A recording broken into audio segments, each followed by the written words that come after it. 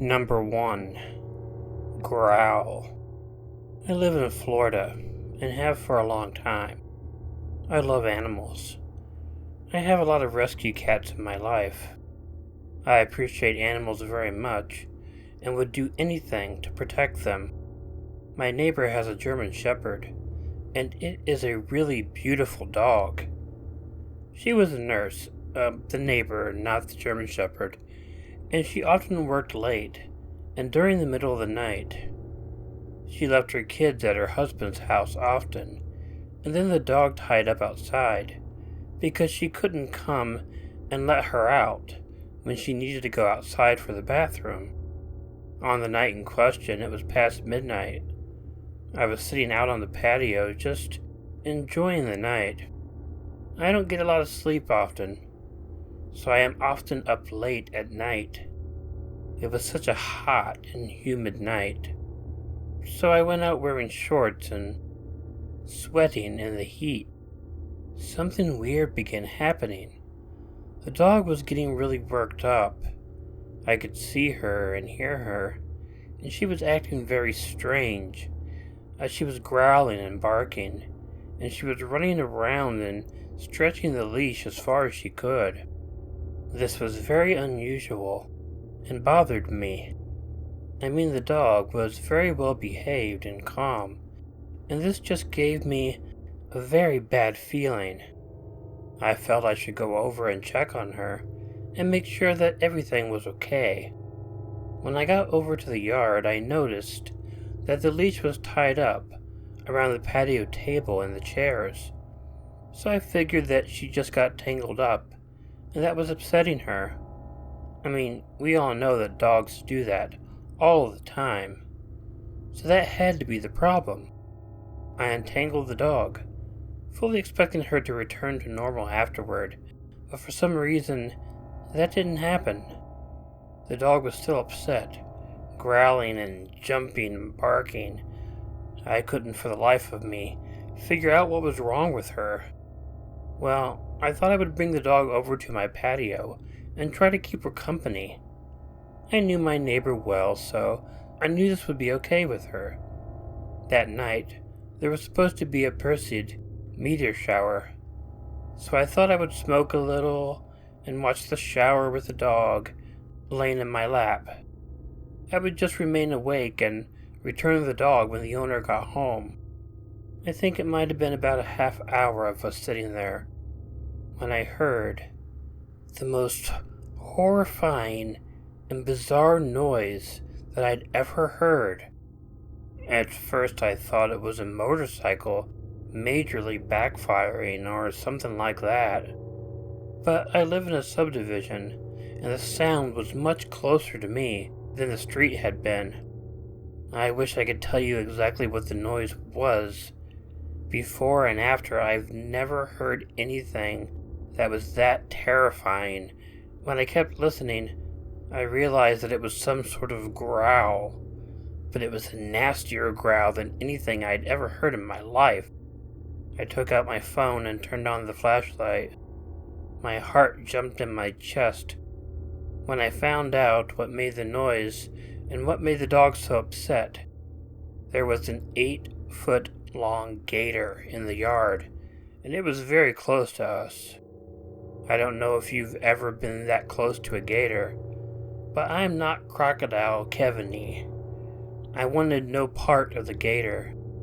I grabbed the dog off my lap. She must have known the gator was there the whole time. I was scared to turn and run into the house. It's not really the best response to a gator, but my fight or flight played rock, scissors, and paper, and flight won. I held the dog and ran quickly to the sliding glass door and got in, and closed it without looking back at the gator. I looked out the window and the gator was on my porch. It tried to follow us as we ran for safety. We only just barely made it. That night, the dog slept in my house. My cats weren't the happiest about it, but there was no way I was going to let that dog outside again. There are tons of stories about scary humans, ghosts, demons, witches, and things like that on YouTube. Be that close to a gator, and trust me, it will scare the shit out of you much worse than any of those things. Number 2. I have no name for this story. I once worked as a supervisor at a fast food restaurant. If you've ever done that before, you'd know that there are all sorts of challenges to come with it. And the one that annoyed me the most was when we didn't have enough people to run the restaurant.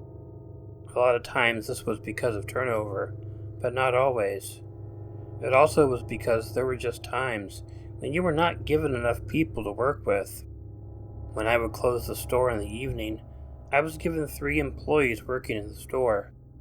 This was 1 person to grill meat, 1 person to make sandwiches, 1 person to make fries and hand out orders in the drive-thru, and me, not only take orders in the drive-thru, but collect money from the first drive-thru window and take orders in the dining room of the store.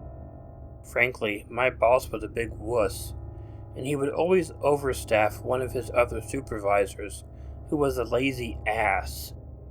And because of that, I ended up having to do a lot more work for a lot less money. It eventually led me to leaving the company, even when they offered to move me up, give me my store of choice to work in, and nearly double my salary. And of course, when you don't have enough people working in a restaurant, it's very easy to get pissed off customers. And there was one night when everything just kept going wrong, and it really drove me off the deep end. First off, our restaurant served baked potatoes. These take at least an hour to cook, and because of that, it's very possible to run out of them. You can never accurately predict how many someone will buy at any given time. And late this evening, we ran out of potatoes because we had so many orders. So there were these guys in a pickup truck who were really angry about the potatoes. I apologized, but they weren't having it. They just began insulting me, and even when I offered something else in return, they turned it down and kept insulting me. And they drove away, only to come back, drive all the way around the store to set off the drive-thru over and over again just to torment me. And finally I had to threaten to call the police if they didn't stop doing it. When they didn't believe I would do it, I picked up the phone and dialed the police, and they finally drove off. So at that point I walked up to the front counter because there was a family standing there. When I got there, the man sent his family out of the store. He began yelling and screaming at me because I wasn't at the front counter the very moment that he had reached the counter. He even told me that he had only been there for less than a minute, but that he shouldn't have had to wait even 1 second to be greeted and served. Again, I apologized, but he also would hear nothing of it. He began yelling, "Do you know who I am?" at me over and over. Of course, I never engaged people when they asked me that. I didn't know who he was, nor did I really care, and come to find out later, he wasn't anyone of significance anyway. I could be very patient with people, but he began screaming obscenities and threatening me. I had enough, and I asked him to leave the store. He leaned over the counter with wide eyes and asked me, "Oh, and who's gonna make me leave the store?" I picked up the phone and responded, "I give free food to the local police department every single day. If I call them right now, how quickly do you want to guess they will get here? Leave. Now." The man did leave, still threatening me the entire way out, and then he violently drove his car out of the parking lot, as if he was somehow making a point by doing so. From there, I tried to put it out of my mind, although honestly it had pissed me off so much that this was really hard to do. So the rest of the night passed on. Eventually 1 a.m. came along, and we closed the place down. I let everyone else out of the store, while I finished up the paperwork for the night after the place was cleaned up. That normally took about half an hour. I was leaving the store I set the alarm and I locked my door, and I began walking over toward my car. As I was doing this, I suddenly heard a voice behind me. "How are you going to call the police now?" the voice asked me. Turning around, I saw the man from earlier. He was the one I had thrown out for the threatening behavior, and he had something in his hand. This was the late 90s. I didn't have a cellular phone at the time, so I couldn't pull it out and call the police. The man had a crazy-ass look in his eye, and I knew he was just as angry as he had been in the store. And I was a bit worried about what he was holding. It just looked like a wrench, and I guessed that meant he would bludgeon me with it or something. The only thing I could think to do was take out my car keys. I quickly ran over to my car and opened the door, and then I got into the car and slammed the door right as the guy slammed the wrench right against the side of my car. It didn't hit the window, but the door, putting a huge dent in the side. As the guy tried hitting again, I started the car and put it in reverse as quickly as I could. He tried to move behind me, but I quickly let him know that I had no problem hitting him with my car after he attacked me. I clipped him as I pulled out and he stumbled over. I shifted into drive and drove right to the police station. The guy made one really big mistake. Remember when he kept asking me if I knew who he was? Well, I remembered his name, because I was so upset by the confrontation, and the police were easily able to find him and arrest him. The moron even kept the wrench he had hit my car with, which was easily proven that he had been the one that did it. I didn't work in the restaurant business much longer, and once I left, I've never gone back.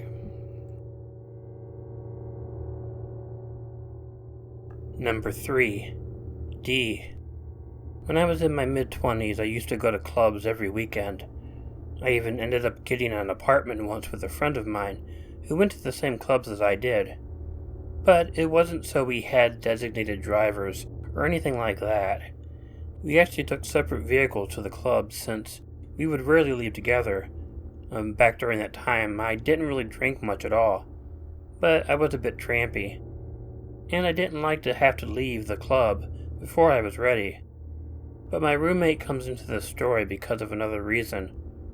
One night, while we were at the club, I was hanging out in the back room, where some guys were playing pool, and there was one guy there who I found really, really attractive, and I was able to get him to play a game of pool with me.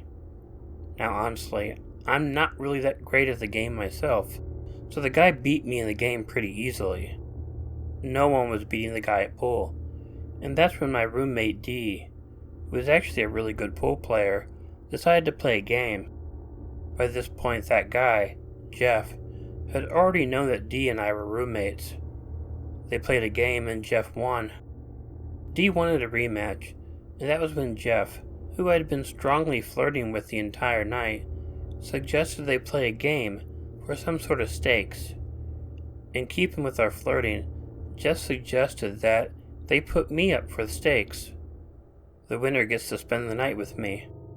But it really was just a joke, and neither of them were serious about it. However, I really liked Jeff, so I told them to go ahead and really try it. And at that point, I took D to the side and asked him if he would lose on purpose because I would really like to spend the night with Jeff. I didn't really get it back then, but D was wondering what he would get if he won. I didn't think D had any interest in me at all, so I told him if he just let Jeff win, then it wouldn't really matter. I made it clear that I was interested in Jeff, and playing a little bit like that would just be really fun, like a silly kind of foreplay. I didn't think about it at the time, but D was actually playing the game pretty competitively. I was pretty sure he was not trying to throw the game at all. I was a bit disappointed because I thought he just cared more about winning the game than for me having my night with Jeff. Not that the result of the pool game really mattered one way or another. I was going to be spending the night with Jeff regardless of how the game worked out. I just thought having them play with me as a possible prize would be fun. Well, the game ended up being really close, but D only lost by 1 ball. Part of me, at least at the time, thought that he might have thrown the game. but after the game, he just told me that he would see me at home later. Then he left the ballroom. At that point, I truly believed that he had lost the game so that I could have a fun night with Jeff. Well, to be honest, the fun night with Jeff never happened. He wanted to go play pool at a bar after our club closed down and wanted me to come with him. However, by that point, I just got the feeling that this was going to be the whole night, and I was sleepy enough that I didn't go along with him. I gave Jeff my number, and then I never heard from him again. Dee began getting really weird to me after that night. We used to talk a whole lot, and he became a lot less chatty after that. Whenever he came home from work, he would spend all of his time in his bedroom. I wouldn't see much of him or hear anything from him very often. I figured afterward that Dee must have been serious about possibly winning a night with me in the pool game. I began wondering if I should have a talk with him about it. Although I valued him as a friend, I just never saw him that way. I was talking to a mutual friend not long afterward, and they confirmed that Dee was upset about that night, and I wondered if I should go and have a talk with him. My friend told me that I should absolutely not do that, but he wouldn't tell me why. One of the few conversations I did have with Dee, after all was said and done, was a night that I think he must have had a few to drink. We exchanged a few words and got around to if he had any recent hookups, and he told me he would show me the only person that he had been sleeping around with. Dee went into his room and he came back with a sheath hunting knife. He pulled it out of the sheath and showed me. I sleep in bed with this every single night, he told me. It's the only friend I have that I know that I can always count on. I was very freaked out by that, as I think anyone would be. Dee just got really weird and just loved that knife. He even named it Beth Ann. I wish I would have blocked that from my head. We lived together for a few months, and the weirdness never changed. I heard him talk about using that knife on people he thought betrayed him. I slept with my door locked, and when the lease was up, I was out of there. I never saw Dee again, and guess what? I don't regret that.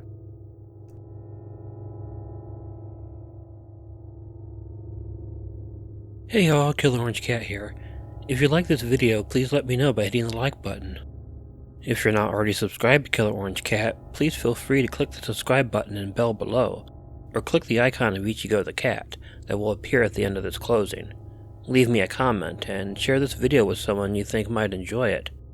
If you have an original story you'd like narrated on Killer Orange Cat, please email it to the address included in the description.